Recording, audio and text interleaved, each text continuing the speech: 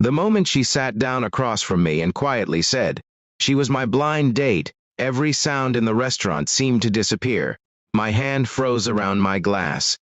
My heart pounded so hard I could hear it. Because I wasn't supposed to be on a date.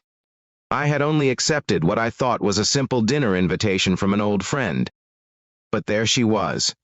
A stranger with kind eyes, a nervous smile, and a story that would change my life forever. Before we begin, if you believe in kindness, second chances, and the unexpected ways life brings people together, please take a moment to like this video, leave a comment, share it with someone you care about, and subscribe to the channel for more heartfelt stories. My name is Ryan, and this happened in Chicago, Illinois. At 36 years old, I had convinced myself that love simply wasn't meant for me anymore. 3 years earlier, my engagement had fallen apart only months before the wedding. The woman I thought I would spend my life with left, without much explanation, taking not only our future plans but also my trust in people. Since then, my life had become painfully predictable. Wake up, go to work, come home, eat alone, sleep, repeat. Friends tried setting me up countless times, but I always refused. I told everyone I was happy being alone. But deep down, I knew that wasn't true. Loneliness has a strange way of settling into your life. At first, it feels temporary. Then one day, it quietly becomes part of who you are. One Friday afternoon, my longtime friend Jacob called and insisted that I join him for dinner downtown. He claimed several old friends would be there, and that it would be good for me to get out of the house. Reluctantly, I agreed.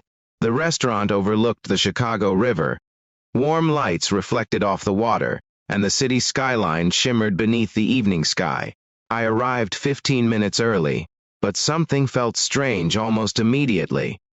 There was no group reservation, no gathering of friends, just a table set for two.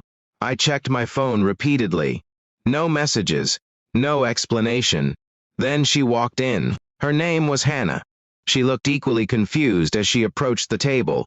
For a few awkward seconds, neither of us spoke. Then, she sat down and gently explained that her best friend had arranged the evening. At the exact same moment, my phone buzzed. A message from Jacob appeared. "Don't hate me. Just give it one dinner." I stared at the screen in disbelief. Part of me wanted to leave immediately. Another part of me was too exhausted to be angry. Across from me, Hannah seemed just as uncomfortable. That unexpected honesty became the first thing we had in common. Neither of us wanted to be there. At least that's what we thought. As dinner continued, something surprising happened. The conversation became easy, natural, effortless.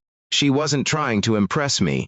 I wasn't trying to impress her. For the first time in years, I wasn't pretending to be okay. And she wasn't either. Hannah shared that she had lost her husband 4 years earlier in a tragic car accident. The grief had nearly destroyed her. She spent years isolating herself from the world. Birthdays became painful reminders. Holidays felt empty. Even simple moments carried memories she couldn't escape. As she spoke, I could see the sadness still lingering behind her smile. Yet, there was strength there, too. The kind of strength that only comes from surviving things that almost break you. For the first time that evening, I understood that I wasn't sitting across from a stranger. I was sitting across from someone who understood pain.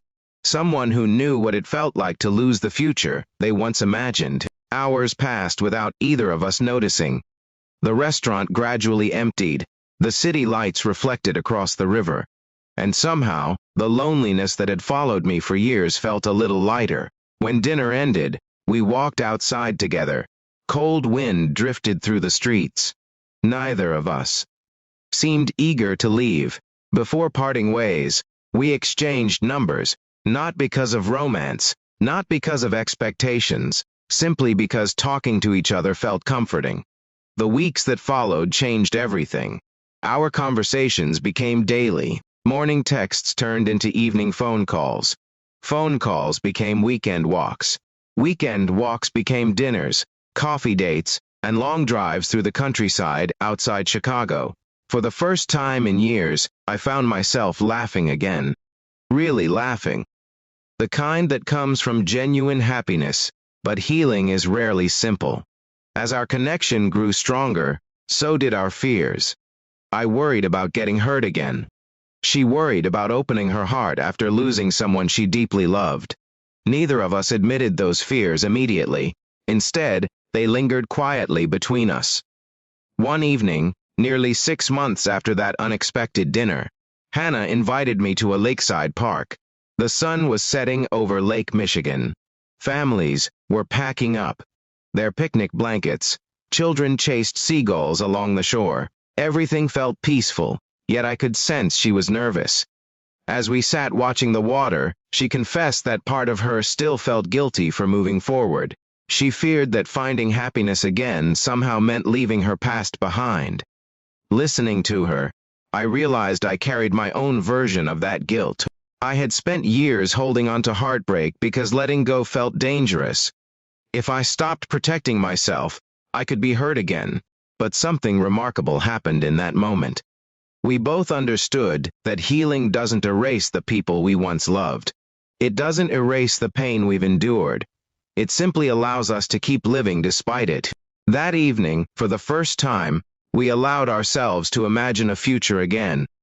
Not the future we had originally planned. A different one. A new one, built from second chances, built from hope, built from two wounded people choosing courage over fear. Years later, I still think about that dinner invitation. The invitation I almost declined. The setup I never wanted. The stranger I never expected to meet. Because sometimes life doesn't knock politely before changing everything. Sometimes it arrives disguised as an inconvenience, a mistake, an awkward blind date, and yet those unexpected moments can become the turning points that redefine our lives.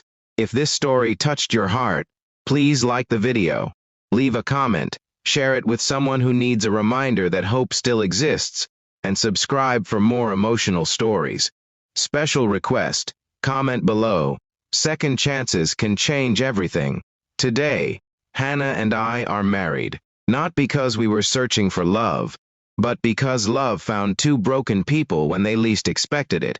And every time we pass that restaurant overlooking the river, we're reminded that sometimes the most beautiful chapters of life begin with plans that were never ours in the first place.